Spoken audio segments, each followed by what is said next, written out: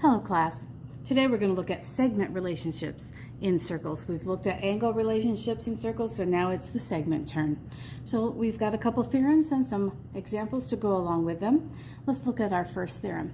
If we have two chords intersected in the interior of a circle, so let me draw that.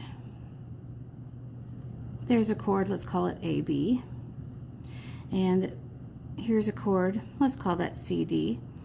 And they intersect, and we'll call that intersection E. Well, if they do that, then the products of the lengths of the segments of the chords are equal, which means AE, that's part of it, times EB is going to equal CE times ED. Let's take a look at how we're going to apply that in a problem. So we have here example 1, and I have an extra E here. You can just kind of take that out. We're going to find the value of X and the length of each chord. So we're going to take GJ times JH, and that's going to equal FJ times JE. So this is going to be 14 times X is equal to 7 times 10. So 14X equals 70. When you divide by 14, you get X is equal to 5. That was part of our answer. We also want to know what GJ is, or GH, sorry, the chord.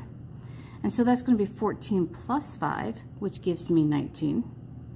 And then I want to know FE, which is 7 plus 10, or 17.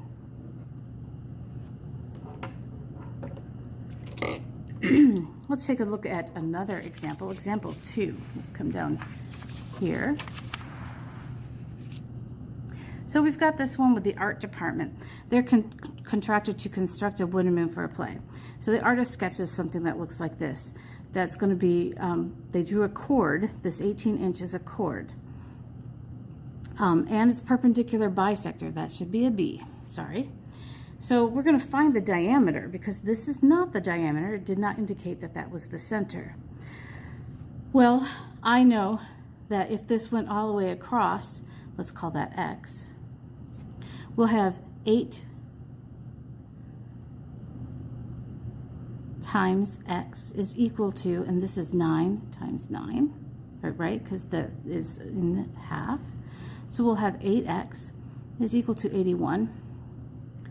And we'll divide that.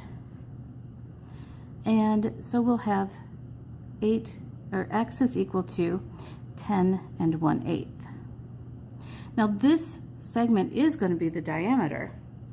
So if we took 8 and we added it to the 10 and 1/8, that's going to be 18 and 1/8, and that's measured in inches. We knew that that was the diameter because the chord intersected that at a right angle. That's important to remember.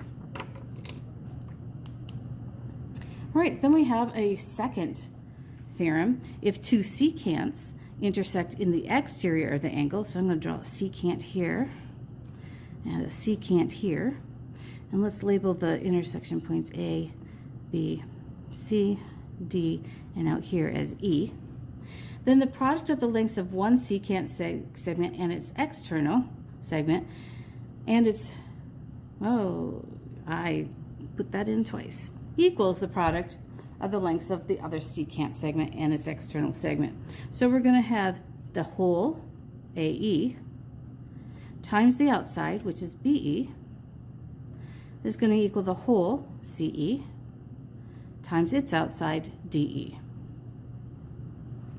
Let's take a look at an example of that. So we've got number 3 here. Find the value of X, which is right here, and the length of each secant segment. So the whole of GE is going to be 8 plus X, and we're going to multiply that by the outside, which is 8. Then the whole of this, 9 plus 7, is 16. We're going to multiply that by the outside, 7. So we're going to distribute this. We'll have 64 plus 8x, and 16 times 7 is 112. Let's solve for x by subtracting 64. We have 8x is equal to 48. Then we'll divide by 8, and we get x is equal to 6. So GE is going to be 8 plus 6, which is 14. And we already found DE because we needed it over here. 9 plus 7 is 16.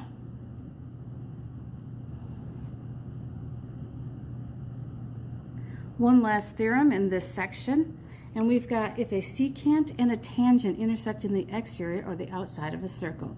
So let me draw a secant and a tangent. There we go. And let's give some labels here. We've got A, B, C, and D. So then the product of the lengths of the secant, right here, and its external BC is going to equal the length of the tangent segment DC squared. So we're going to do the whole AC times the outside, which is BC, and that will equal the tangent, which is DC squared. Let's see if we can't put that one in an example, do an example with that one. So we've got here, find the value of x. ML is 15 plus 5, so that will be 20. And we're going to multiply that by the external part, JL, which is 5. And that's going to equal KLX being squared. 20 times 5 is 100. That equals x squared. So if I take the square root of each side, x is the square root of 100, or x is equal to 10.